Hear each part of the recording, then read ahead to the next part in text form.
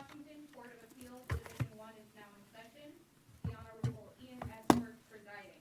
Good morning. Please be seated. It's like we have mood lighting. Is there like Yeah. It is different I lighting. think there's not enough light. I think we're missing something.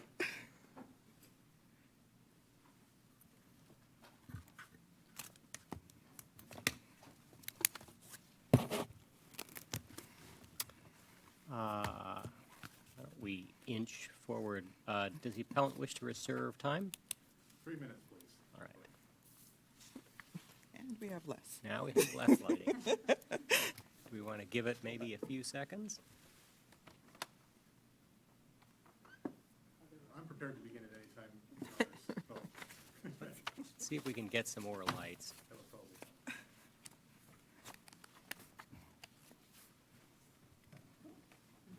Let there be light. There we go. There. All right. All right, the next matter is in re ADY.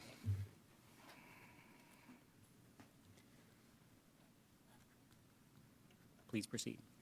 Good morning, Your Honors. Chris Petroni with the Washington Appellate Project for the mother in this case. The Supreme Court in MASC requires the Department and juvenile courts to take 3 steps before terminating the rights of a parent who may have developmental disabilities. None of those steps were followed here, and the termination order must be reversed. First, when the department has reason to believe a parent has a developmental disability, it must make reasonable efforts to ascertain the extent of that disability. The social worker in this case had reasons to believe my client has a developmental disability from the beginning of her involvement in the case. She knew my client was on an IEP in school and dropped out of school in the 9th grade. And just based on her interactions with my client, she suspected that my client may have executive functioning limitations. That should be enough on its own, but after Dr. Tuddy performed his neuropsychological evaluation, he said my client may have significant developmental disabilities where accommodations may be warranted. Well, that was pretty long after he did the evaluation, because now you're referring to his testimony at trial, right? I'm quoting his testimony at trial, yes, Your Honor. And he's asked, quote, a question, and is there any significance in using the term intellectual deficiency? Is it just a tip-off to other scientific providers that this is an issue, or what's the significance of it? Answer, the significance, and it really depends on the person's adaptive functioning, but the significance may mean that there is a significant developmental disability where accommodations may be warranted. So, for instance, in the school system, they may receive an individualized education plan. I mean, that's it, right? There may be a developmental disability in this case, right? Right. But he doesn't actually say she might have one. That is what he said. He said she may have significant developmental disabilities. But he couldn't reach that conclusion based on the testing he performed because he didn't do the necessary adaptive skills tests. And that wasn't part of his role anyway. But the point is that his determination that my client has borderline intellectual limitation was assigned to the social worker that my client needed to be referred to the DDA for a disability determination. But how do we get there? I mean, he doesn't attribute when he makes that, when he does the testing, he finds cognitive limitations, but he doesn't attribute them to a likely developmental disability. And he does come up with a treatment plan, which is to start with a neurologist, and the social worker does attempt to connect her with a neurologist. So why is the social worker not actually doing exactly what MASC says to do, which is spot a deficiency, get an exam, and try to solve it? That is not what MASC says. MASC says when the social worker has a reason to suspect a disability, it must take steps to confirm whether a disability exists. Now, Dr. You Tuddy's mean a developmental disability? specifically a developmental disability, yes, Judge Andrews. And Dr. Tuddy's testing could not confirm whether my client had a disability, but it was more than enough reason to suspect a developmental disability existed. So does MASC, in your view, you said they have to do 3 things, and I want to get your whole 3 out there, but before we're done. But does MASC mean that there's a specific provider or test that they have to get done beyond sending her to a person who can do neuropsychological testing? MASC doesn't specify particular testing that needs to be done, but what it does require is that when the department suspects a parent may have a disability, the department has to refer the parent to the DDA, the agency that determines who is developmentally disabled for the purpose of providing accommodation. And then what testing would DDA order? DDA requires I'll start with the definition of disability under the DDA's rules. It's an intellectual disability or closely related condition that begins after age 18, continues indefinitely, and causes substantial limitations. So under the DDA's... Begins after age 18, I no. misspoke. Yes, I think it had to have, yes, arisen before. Thank you for catching that. Under the DDA's rules, my client's IQ that Dr. Tutty determined is 1.5 substantial deviations below the mean. I shouldn't have tried to get into the wording. My client's IQ may qualify under the rules, but a step that's missing is the adaptive skills test necessary to show that she has substantial limitations. Except, I mean, we know she had limitations. I guess the question is what the cause of those limitations was, right? Was this methamphetamine abuse? Was this a TBI? Or was this some sort of a congenital, true developmental disability? That's what's missing, right? Well, we don't know whether she had substantial limitations as the DDA defines them, because that requires the adaptive skills testing, which Dr. Tutty did not do. So if the referral occurs, does DDA then set up an appointment with a particular provider different from a neuropsychologist? Yes. And what kind of provider is that? I don't know what kind of provider, I don't know the name for it, but the DDA's rules do say that if a person meets every other eligibility criterion but does not yet have an adaptive skills test, the DDA will perform that test. But the fact that Dr. Tutty referred her to a neurologist seems to suggest he thought that there was something about the actual brain function, not a development. A neurologist isn't going to be able to detect developmental disability, right? They're looking for, was there a TBI or is there some sort of organicity going on in the brain because of, so it seems to me that wasn't the recommendation that she be sent to a neurologist a pretty strong inference that he did not believe this was a developmental disability? No, Your Honor, because he's not qualified to diagnose a developmental disability. And in fact, he said the opposite. He said she may have developmental disabilities. This case is indistinguishable from IMM in that way. In IMM, a psychological evaluator determined that the parent may have a developmental disability based on her IQ, which is higher than my client's IQ, incidentally. But he didn't do all of the testing required. And this court held the department had a duty to refer the parent to the DDA to complete the remainder of the testing, and reversed the termination order because the department did not fulfill that duty. And the same result should obtain here because of the exact same failure. Dr. Tutty came up with a possible developmental disability but could not do all the testing, so a referral to DDA was required. And does the futility doctrine apply? You can address that in your 3-minute rebuttal. I will, Your Honor. And also, don't let me forget to get all your 3 things out there. I want to make sure I understand that. Yes, thank you.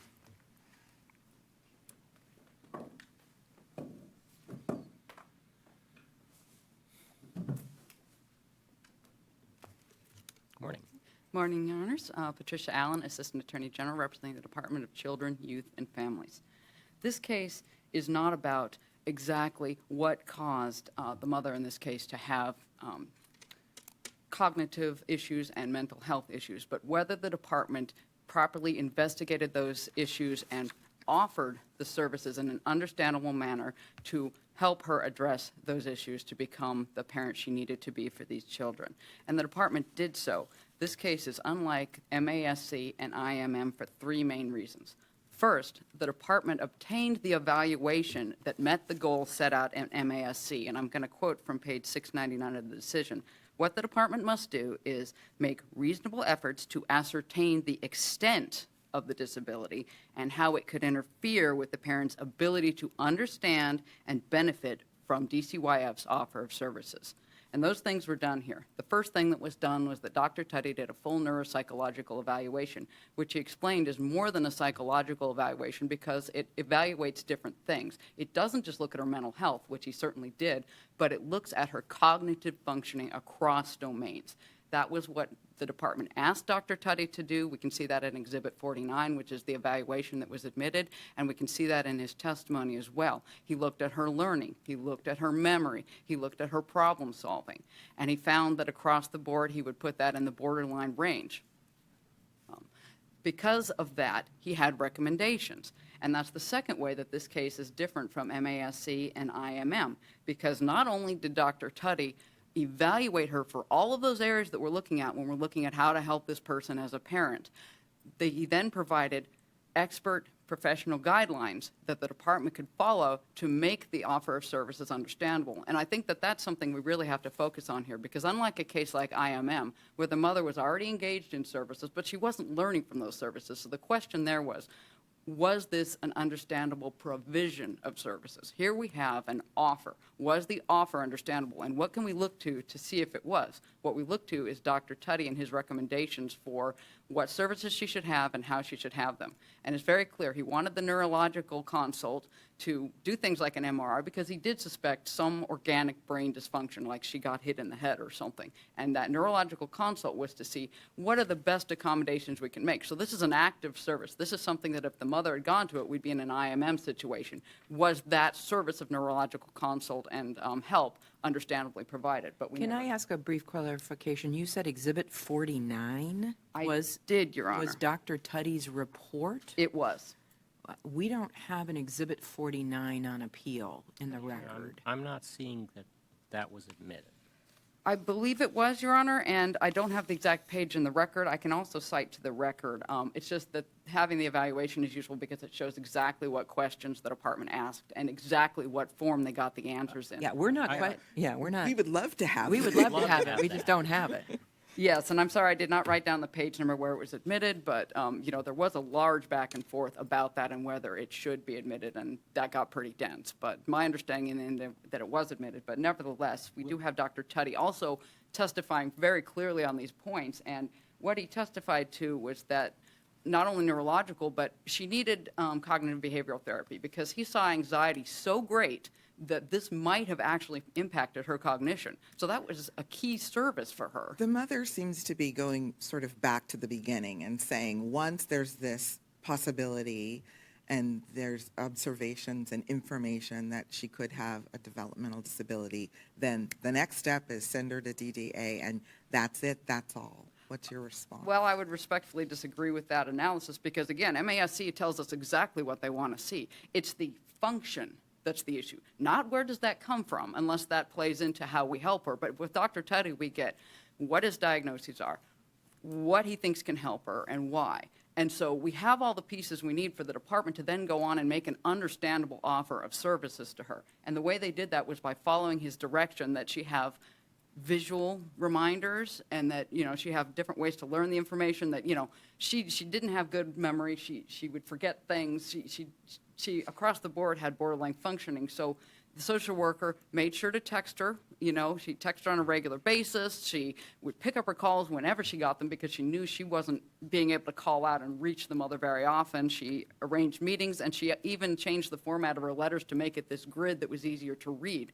And we know that that worked because the mother did go to the psychological evaluation based on one of those letters. And I believe that one is Exhibit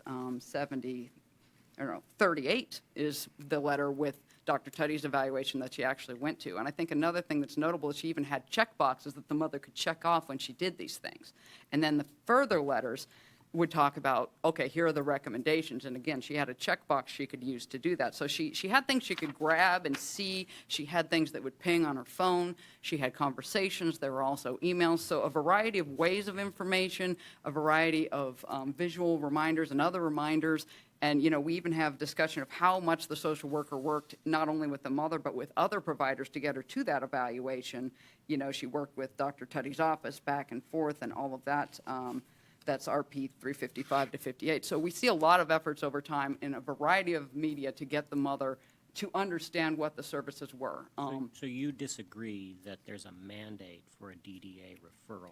I disagree, Your Honor, because I think MASC is clear in what it says here. And again, IMM did talk about that, but IMM was a very different case where we're working on the ground with a mother who's not understanding. And when there's a specific suspicion not only that she has a developmental disability, but we don't have an evaluation that helps us to get her the services she needs. Here, we never got that far. If the mother had gone to services, they would have been handed that evaluation by Dr. Tutty. If she'd gone to the neurologist, they would have been handed anything that the neurologist came up with to help her. So we have the tools, but we don't have the parent in place to do those things. And the reason is not because she did not understand the offer, especially when it comes to mental health, which again is a key to her cognition, because it could have unlocked a lot more function for her if she'd been able to tamp down that anxiety. She actually attended an intake for mental health, but she didn't go back. And that was after not only did the social worker continue to urge her in these variety of forms, but even the program itself had been calling her to say, hey, why don't you come back in and follow up on this? And that's at Sound Mental Health. Sound Mental Health. And they could provide not only the mental health, but the drug and alcohol, which, was sorely needed. As Dr. Tutty noted, she had used substances the very day that she was being evaluated. So we have so many things interplaying here, but we have the professional guidelines from Dr. Tutty to wade through it if we can get the mother to those services. So What the about, offer. what about his testimony at trial that your opponent is pointing to, where, I don't think it necessarily has to be read as him saying that she may have a developmental disability, but I think it could be read that way, too. What about, does that... I think that's possible, Your Honor, although I don't think that that's the key to his testimony. I think the key to his testimony is that we know she's low functioning across these domains. We know she has these mental health problems. Here's my expert professional guidance on what the best thing is to do to help her. Now, DDA is a service that might qualify her for some other things. Frankly, I think I would doubt that based on this record, which showed that she was housed and employed on her own. So she's functioning as an adult in her life. She's not functioning as a parent. And we've got that testimony from even her own mother, who had care of the twins, that, the main problems with her were getting to places and doing things in a way that was helpful for her daughters. If there had been a DDA referral, would they have set up, do you agree they would have set up additional specific testing? I agree, because I think DDA is very specific to DDA, and they need to do exactly what their tests are. This is a specific government program that hands out benefits, and they're not going to rely on an outside evaluator. They're going to do their own testing, because it's for functionality. It's, can you go to the grocery store? Can you rent an apartment? Things like that. And I don't think that's the level we're dealing with here, both because of Dr. Tutty's evaluation and because what we see in the record about the mother's punctuality, that she was able to make some of these appointments, that she was able to manage some aspects of her life.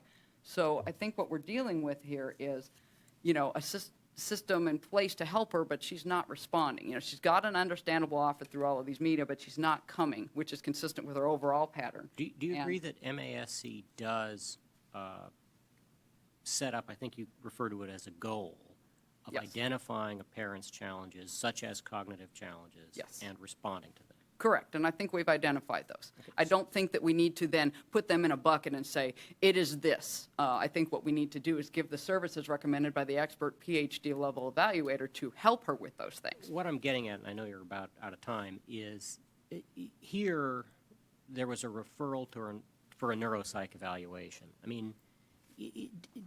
Is there guidelines somewhere? Should there be testimony in these trials where the social worker says, here's how we spot that, and here's the range of services and referrals we have to answer a cognitive impairment when we suspect it? Well, I think the social worker did that by saying she's referring to a neuropsych. That's the highest level of evaluation they have access to, really. Well, but your opponent's saying that's not the right evaluation in this case. There needed to be more. I understand. I respectfully disagree, and it would be futile because of her pattern of not complying. Thank you. All right. Thanks very much.